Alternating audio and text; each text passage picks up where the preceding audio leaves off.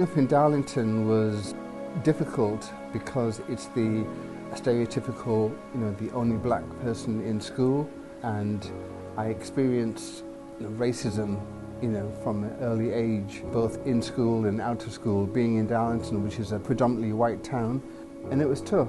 It was tough growing up, but we had a strong family bond, which was really important. Growing up as a black person in the Caribbean, in Trinidad and Tobago, was wonderful. There was no difference. We had friends who were of African descent, of Chinese descent, of Indian descent. I never felt insecure growing up in Trinidad about my blackness, never.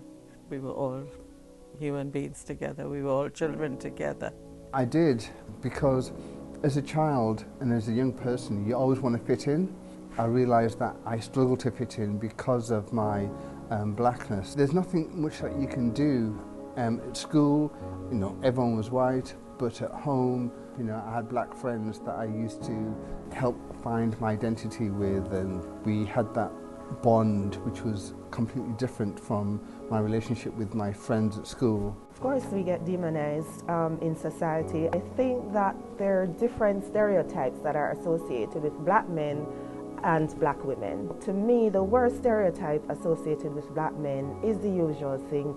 They are violent, and they're, especially black Caribbean men as well. It's just this kind of stereotype of violence and, not being ambitious, not wanting to achieve anything. And then for black women, actually I think the one that hurts me the most is the silencing.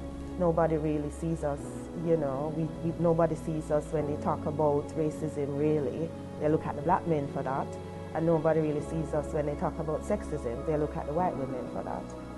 Working in the legal system, in the judiciary, I think that the worst stereotype is the attitude towards crime, that black people are, dishonest, they will steal, they will crime, they don't work.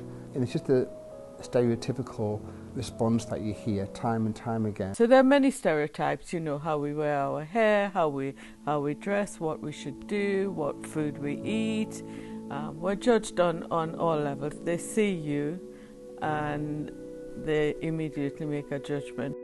I've experienced how people who were non-black, who were still non-white, were treated differently than me. I did feel as though, the darker the skin,